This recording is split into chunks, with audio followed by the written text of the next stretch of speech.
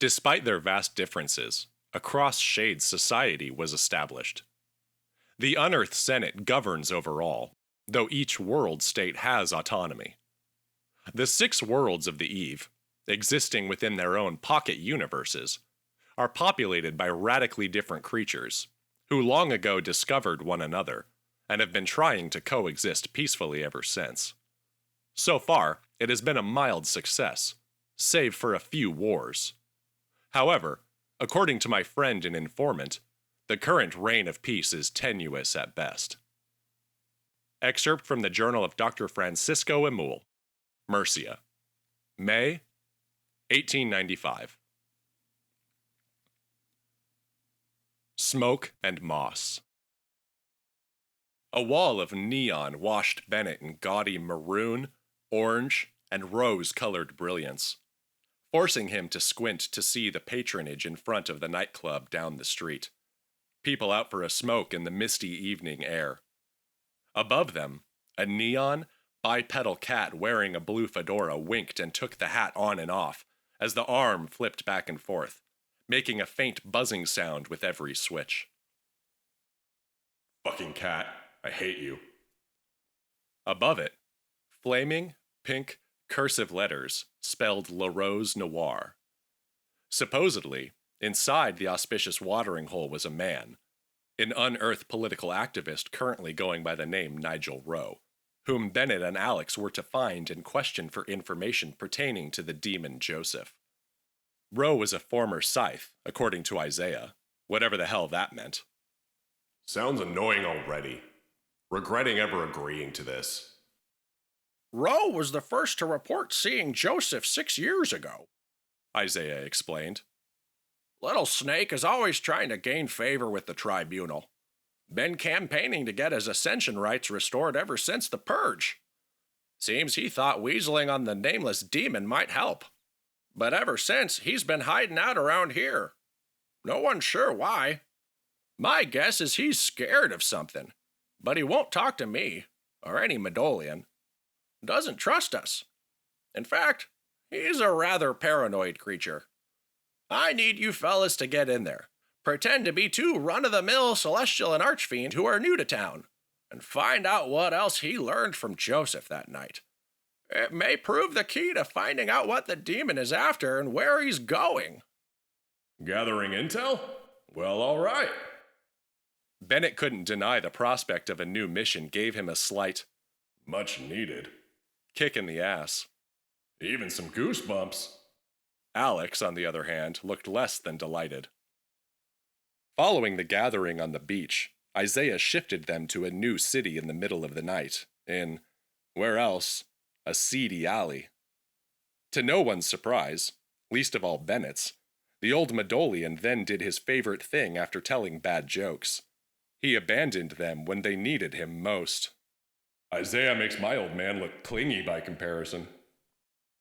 Sorry about all the baloney with the Medolians, fellas, the old Medolian said before taking off. They can be surprisingly sour. Things been kinda hectic lately. You understand. Izaiah then told them the truth about La Rose Noire, not a regular club at all, but one of a handful of sanctuaries where unearthed humans, a general term given to creatures of Eve living on Earth as Homo sapiens, could gather. When folks got purged, they were stripped of their Eve and transformed into a human form. They mostly keep to each other, Izaiah started. But every now and then a new face pops up, so you should technically be okay. The general unearthed community still doesn't know humans were made official delegates, and the tribunal shutdown hasn't been announced yet, to the best of my knowledge. This is a lot to remember. You sure you can't come with us? Alex asked, taking the words out of Bennett's mouth. If anyone gets wind a Medolian is nearby, they'll clear the place, Izaiah said. The owner, a whist named Madame Daphne, is not our biggest fan. Are we working for the Fuzz? Starting to sound like it. Is there anything else you need to tell us? Bennett asked like a jab. Think. I'm not going to any more shit situations unless I believe you've told us the truth. If we do this for you, it's because it's the right thing to do, it's important, and no one else can. Right? Couldn't agree more. Izaiah offered a grin, lifting his rosy cheeks below his eyes. Don't think of me as a liar, Bennett, or a knife in your backs. I hope you'll believe me when I say I did what I did to protect you both. Yes, I was a fool, to no one's surprise, least of all my fellow minstrels of the middle. I thought when I left you in the safe house, if I kept you in the dark as much as possible, you'd be less likely to go looking for trouble. I hope you know if things were my way, you boys never would have met. We all know you'd be better off, but, well, anyway. You can stop apologizing. I don't care, Alex said with a cold turn. I just want to get this over with and go home. Bennett mustered a smile for Alex, without the heart to tell him what he knew Izaiah was keeping from them. They could never go back home. It's better this way, Al. We might lose you if you found out you're never going to see your wife again. Izaiah and Bennett exchanged glances before the Medolian nodded. Of course, Mr. Barker. He then warned they might encounter strange things in the Roes, and to just act like you've seen and done it 6 times yourself. If you get in hot water, don't be afraid to tell a joke. Everyone loves jokes. Izaiah tapped his chest pocket containing his green notebook. Got a great one about Genghis Khan walking into a bakery, if you need an icebreaker. We're good, Bennett replied. The Medolian then stuffed a wad of cash from his pocket into Bennett's palm. Get some food, and a shirt for Alex. Don't want anyone seeing those scars. You too, Bennett. And keep your wrath and rapture in check. Your signatures still look a little funny. Avoid calling attention to yourselves.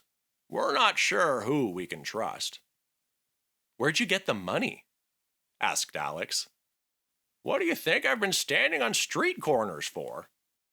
With that, Izaiah said goodbye once again, created another white tunnel for a shift, and stepped away.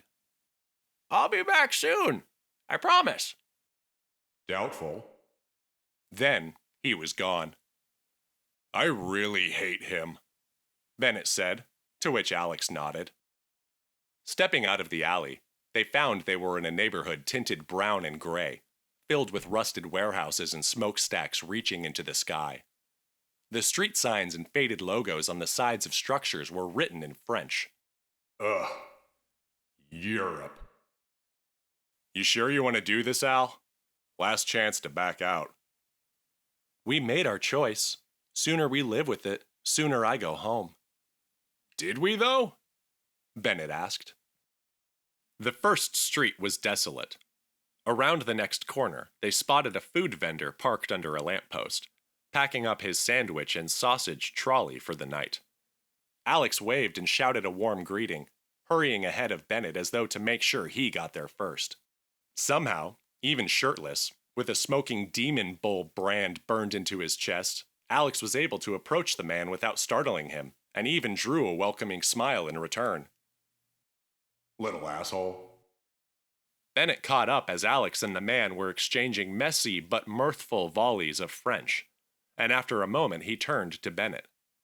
We're in northern Marseille, near a freight train station or something. You hungry? Using the wad of dollars Izaiah gave them, Alex was able to buy not only some cold sausages and crackers with cheese spread, but also the shirt right off the vendor's back.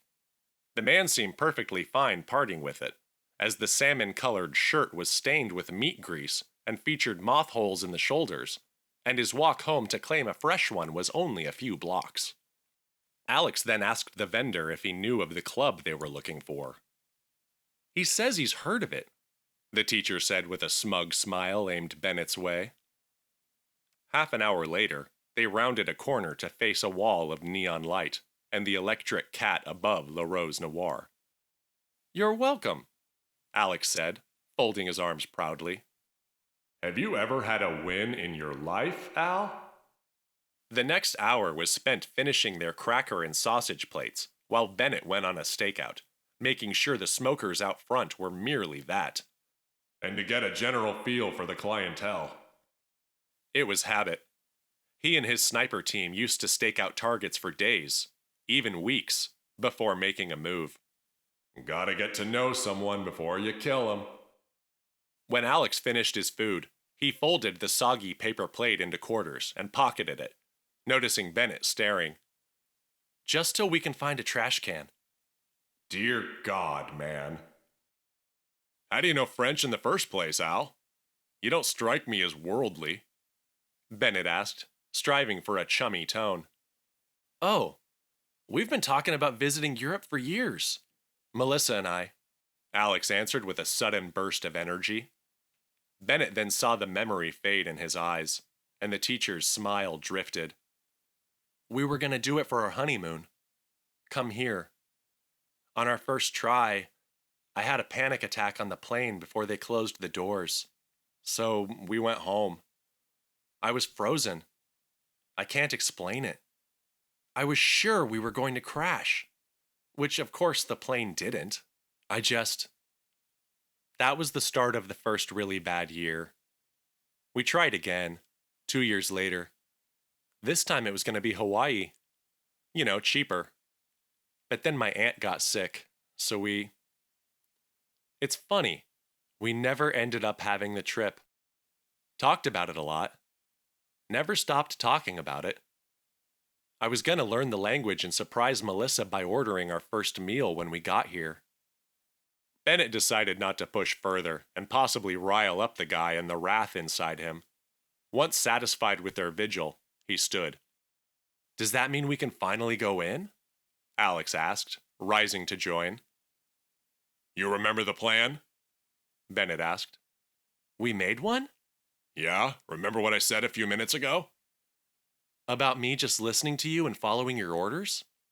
Exactly, Bennett said. If the Medolian story about the Great War and heaven and hell was true, there was no room for fucking around. They called the kingdom of creation Highwind, I think. Where did we get heaven from? Are they even the same thing? Ugh. Fuck me, what's going on? Bennett scratched the wings on his shoulders, itching so much he'd grown to loathe them. Not the scars themselves necessarily, but what they meant. He was a puppet who'd been slapped on the back by God, a deity who was remaining classically absent. Hey, Almighty, if I'm being used as an instrument or whatever, can you at least come tell me yourself? Maybe wine and dine me before I get fucked? God had only ever been a stain on Bennett's life. His commanding officers in the military had shoved the idea into his head so hard that for a while he almost believed it. But it turned out to be adrenaline and the fear of combat talking. When he returned to civilian life and looked back on the things he'd seen and done, Bennett knew God should be treated the same as the boogeyman, only there to frighten children and keep them in line. Then, a name the Medolian Galinthia mentioned in the gathering hit him like a brick in the nut. Lucifer. She'd said it so fucking casually that it made him sick. As though the Lord of Darkness were just a few doors down the hall, next to the break room. But if Lucifer is real, then God is too, right? Who else could cast that motherfucker down? Bennett took another swift glance around the block. Before we go in, I've been thinking. These beings, these Medolians and imps and celestials or whatever, they all seem to sense one another in an invisible network. I'm getting glimmers of it. And I think I'm sensing pretty much everyone in this place is like us. Filled with this Eve bullshit. There's a lot of people in there. Like, so many I have no idea. But Izaiah said we were the first humans to get it, Alex argued. Which is why I think these people might be something else altogether. Like Izaiah said, we shouldn't let on we're regular men. What else should we be? Alex asked. People keep calling you an imp. So be one. Alexander the Imp. Sounds cool, right? Alex looked so nervous it rounded the bend into appearing as though he had to pee. I'm not so sure about this. Look at the bright side. Bennett said. At least your dead, poor ass finally got to see France. Sauntering down the street, they approached the club and the small crowd out front, true creatures of the night wearing styles that must have been UnEarth inspired. Their hair was either pointed straight up, backward, forward, or all three. Symmetrical shapes marked their skin, etched in like scar tissue, sometimes tinted a shade of the eve. Their clothes featured bold chunks of primary colors and candescent designs, usually matching or complementing their eyes and scars, so vibrant they seemed to glow. As Bennett and Alex passed by, their every move was studied. That's not horrifying. When they neared the door, a rhythmic thumping from inside pounded against Bennett's chest. Why'd it have to be a club? Passing a few large men in dark suits standing at the door, he looked the biggest in the eye, which carried a soft yellow glow. The doorman sniffed vigorously over their heads as they passed, and with a grunt, he waved them on before turning away, seemingly satisfied. That was easy. Stepping through the doorway into a dark space filled with a thick fog, they minded a low ceiling as quaking electronic music stampeded down a long hall. Bennett pushed through shadowed bodies drifting by like ships in the night, while bass hits punched him in the sternum, growing stronger as they neared a mess of laser lights beyond the end door. This already sucks.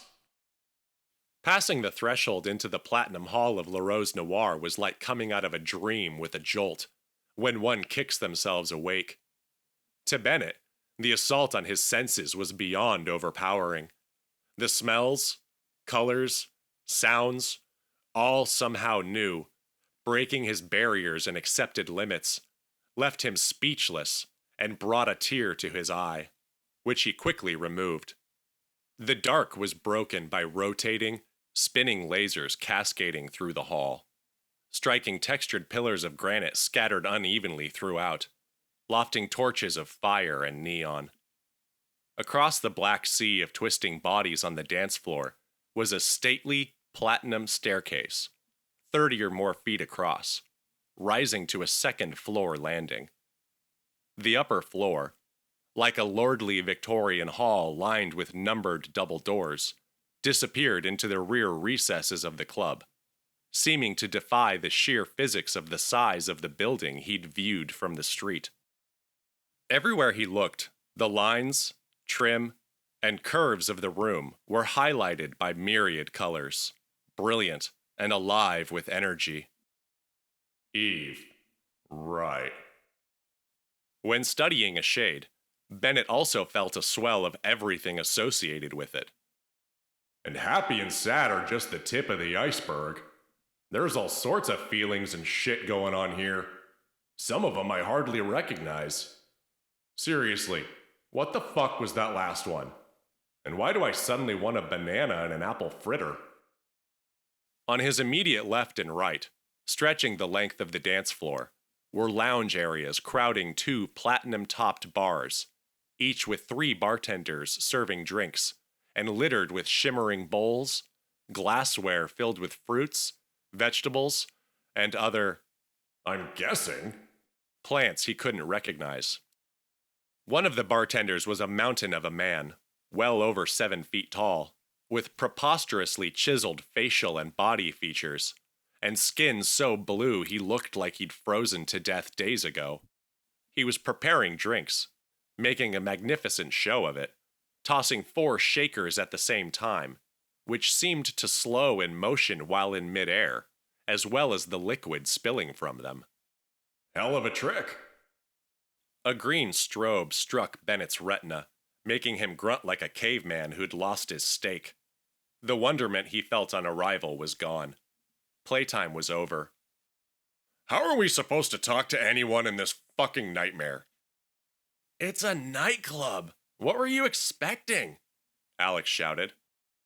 Something quieter, Bennett muttered, searching for the shortest line to a bartender. Gotta start somewhere. When Alex tugged on his jacket and pointed up, Bennett craned his neck, finding shapes dangling from the ceiling by chains. Are those people? Some were naked, others were covered in paint, sweat, or other substances, and some wore tight leather straps. As the lasers danced across the bodies, Bennett caught glimpses of barbs penetrating flesh, stretching skin and pulling muscles, yet drawing no blood. Flashes of light crossed faces not in pain, but more pleasure.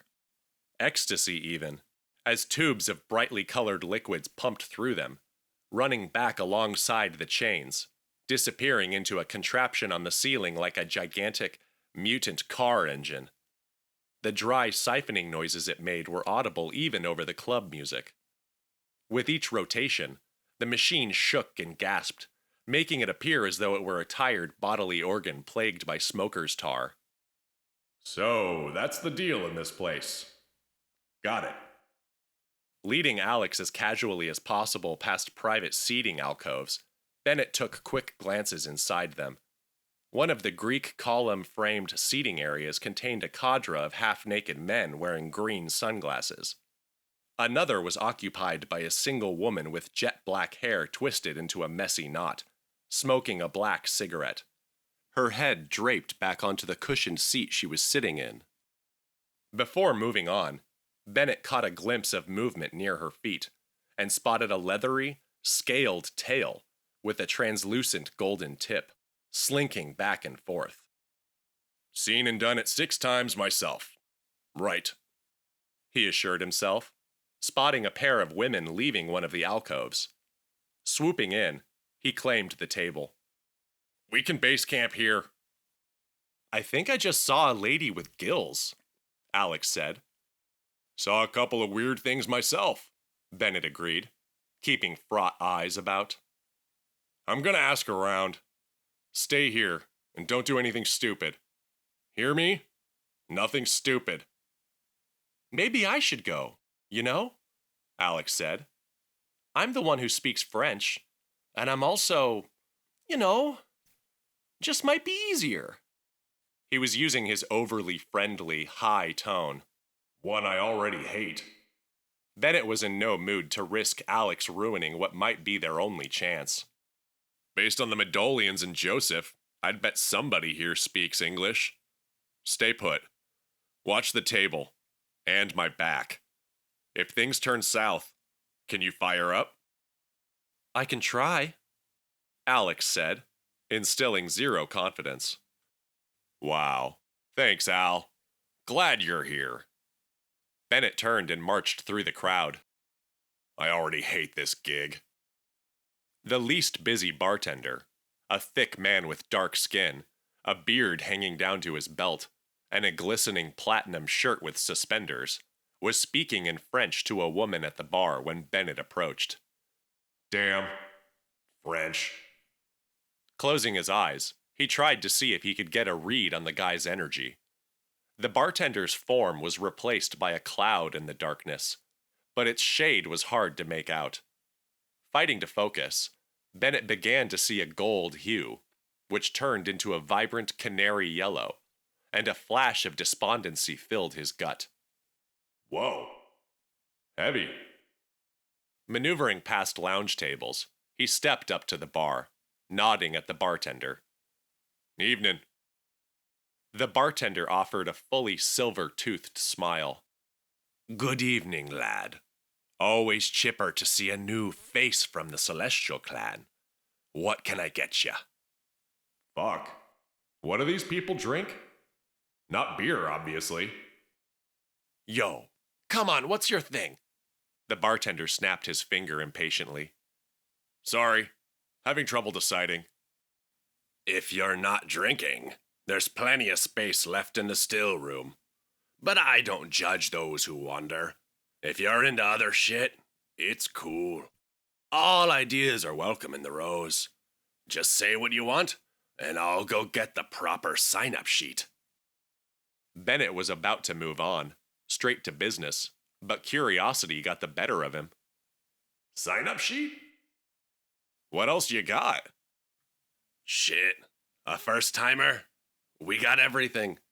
You want to swing the dial all the way over and join the fiends in the blaze barrel? Be my guest. Orgy carousels for the fervor types. And our Scream Theater attack simulator was just recently renovated. Now with even more fevered live dogs. Got shit to satisfy every flavor. So, what's yours? I'm actually looking for someone, Bennett said. Isn't everybody? A Nigel Roe. Yeah. I've been seeing him slinking around here for a few years now. And his cats. Creepy fuck. What you want with him? Just want to ask him a few questions. The bartender smirked. Good luck with that. Roe used to be the kind who'd talk your ear off if you accidentally made eye contact. Always ready to get into purged Scythe relations. Though he hardly comes out of whatever hole he's hiding in anymore. We all know he's here. Again, on account of the cats. Which are honestly becoming a problem. Little fuckers are everywhere. Either puking on everything or getting eaten and making a mess. But we're not sure exactly where Roe is. The Rose has a few nooks and crannies after all. He's laying low? Why here? Bennett asked. This place is a sanctuary. But still, something must have spooked the guy good. Because he hired an archfiend bodyguard. Not just any fiend either. Word is she used to be one of the Neil Nulus. The bartender shook as though a cold chill had gone down his spine. Those fiends don't fuck around. My guess is Roe finally spilled more beans than he was supposed to. Pissed somebody off good upstairs. The bartender grabbed an unlabeled rectangular bottle from under the bar and poured 2 glasses of a foggy green liquid with a layer of smoke rolling off its surface. You might be waiting a while. Here. On me. He pushed one of the glasses toward Bennett. I'm good, thanks, Bennett said. You think anyone else around here might know where to find the guy? The bartender nudged the drink closer. Nope. Seriously, I'm good. The bartender gawked like he didn't know what that phrase meant. Thought Celestials loved this shit. We do. Just not in the mood. Bennett kept his lie short and sweet. Never met a purge who would turn down a drink. Figured you'd need to forget the past 2K, like everyone else. Or did you not serve? Oh, I did my time, Bennett said. Where were you stationed? The bartender pressed. A tired, angry gaze slid easily over Bennett's face. If this was retired military talk, he knew exactly how to respond. You think that's why I'm here? To talk about that shit? Relive it? He never broke eyes with the bartender, who laughed ashamedly. Shit. Good point. Sorry, lad. To forgetting those days. The bartender lifted his glass, waiting for Bennett to do the same. If you're looking to talk to Roe, then trust me. Calm your nerves first. He can make one, let's say, anxious. Seeing no other way, Bennett took the glass and sniffed it. The smell was awful in the purest sense, like spoiled mushrooms sitting in gasoline and Drano. Bottoms up, the bartender said, jamming it back like a shot. I do enjoy stuff that fucks you up. Then again, I did just give up drinking. Does alien alcohol count? Choices. Fuck it. Bennett tried to not shut his eyes as he dove in head first and downed the concoction. The first sensation was like hot sauce and rubbing alcohol coating his throat. Next was a flavor that proved the drink's smell was an accurate representation of its taste. His eyes watered in an instant. A pressure ran up his neck to his skull, where it planted itself snugly, blowing up like a lead balloon. Sour sensations ripped through his nasal passages, like a handful of potent herbs and spices, followed by the inexplicable smell and taste of charred meat. The soldier's hand was shaking as he handed the glass back, fighting to keep his expression untouched, resisting a coughing fit.